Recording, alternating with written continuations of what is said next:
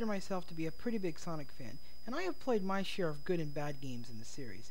And most of the games that are considered bad I don't think are really that bad. In fact, I think a couple of them are quite underrated and don't really deserve the hate they get. And the game I'm looking at today is one I consider to be one of the most underrated Sonic games in the series, and that is Sonic 3D Blast. Now, this game does have quite a few flaws, but most of them are not really as bad as most people make them out to be. With this particular game, I think it depends on what kind of Sonic player you are that will decide whether or not you will like this game. And I will talk about that in a bit, but anyway, let's start with the story. Now, instead of telling the story in my own words, I am just going to read off the intro. Flickies are mysterious birds. They live in another dimension and can travel anywhere through large rings.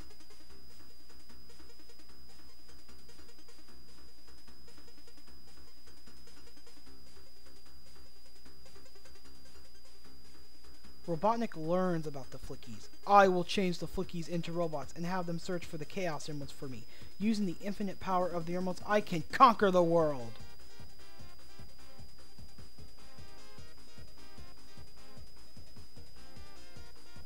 Sonic visits Flicky Island to see his friends, but the only thing he finds are robots.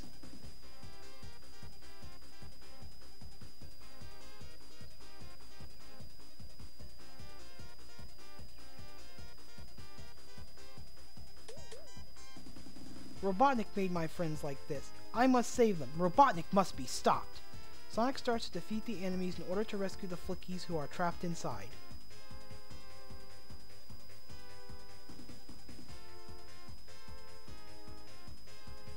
Go, Sonic. You can warp to the big rings with the help of the Flickies. Chase after Robotnik and defeat his plans. So yeah, nothing really original here, but it is Sonic, so wasn't really expecting much. Now, the gameplay is very different from regular Sonic games. The game is played from an isometric perspective, and the objective of the game is for you to destroy the badniks located throughout each level and collect the Flickies that are trapped inside, and then bring them to a warp ring in order to advance in the level. Each zone is divided into 3 acts. The first 2 are where you must collect the Flickies, and the third one you must defeat a boss. The first 2 acts are divided into 2 to 3 areas where there are 5 Flickies to find in each area. You must clear one area before you can move on to the next one. And like any Sonic game, you must collect the 7 Chaos Emeralds within the special stages in order to obtain the good ending of the game. And in order to get to the special stages, you must collect 50 rings and find Tails or Knuckles hidden somewhere within the first 2 acts of the first 5 zones. Now, one of the major problems of this game is the fact that the gameplay is very repetitive. But then again, I don't see how this is any more different from just getting to the end of the level in most other games. At least here you are given some kind of objective to complete instead. And it's not to say that you have to go out of your way to find the Flickies, because most of the time they're right there in plain sight on your way to the next area. So really it's just a case of destroying all the robots on your way to the end. Which I will say sort of does kill the speed aspect of this particular game, which kind of defeats the purpose of a Sonic game in the first place, but I think it depends on what kind of Sonic player you are, whether or not you will enjoy this game.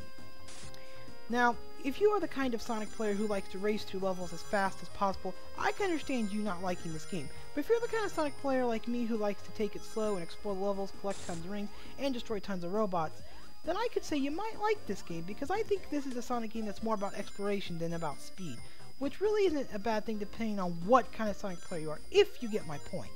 I really don't think this Sonic game is for every Sonic fan. It really just depends on how you like to play a Sonic game. But anyway, let's move on. Now, controls are another flaw that plagues this game. Playing the game with a directional pad is kind of awkward, but it's not as bad as most people make it out to be, and if you play it enough as I have, you will get pretty used to it. Although playing the game with an analog stick does make a big difference, as the game does control a lot better with an analog stick. But even then, controlling Sonic is still kind of slick, but nothing that you can't get used to after playing it for a while. And considering the fact that this game has been available on numerous systems, and all of them except for the Genesis either have analog sticks from the start or have them available as an option, make trying to play this game with an analog stick a pretty damn easy option to come by. Some people complain that it's nearly impossible to jump on enemies. I, on the other hand, tend to disagree with that. Now, it is true that jumping on enemies is kind of difficult at first, but just like controlling Sonic, if you practice it for a while, you will get pretty used to it. I mean, look at me, I'm doing pretty damn good. And of course, another way of destroying enemies with ease is just to spin into them, which is done by pressing the spin dash button while running. It is easy, it is safe, and I find it to be very reliable. And some people complain that Sonic isn't fast enough, but then again, I find that he moves no faster by himself in this game than he does in previous games. I mean, not without the help of some sort of instrument, special ability, or power-up. So anyway, I find the gameplay to be somewhat enjoyable. It just really depends on what kind of Sonic player you are. Now when it comes to graphics, I have to say this is one of the best looking games on the Genesis. The levels are very well detailed except for Gene Gadget Zone in the final fight, and the character models look pretty damn good. The sound in the game is all in great quality with the Genesis, although most of the game sound effects come from previous Sonic games, which isn't a problem at all, and the music in the game I found to be pretty awesome. The level design isn't necessarily challenging, but I did find it to be somewhat creative, and that goes the same for the boss battles as well. Somewhat creative, but not necessarily challenging.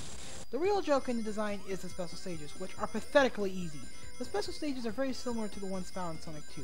You have 3 checkpoints and have to collect a certain amount of rings before each checkpoint.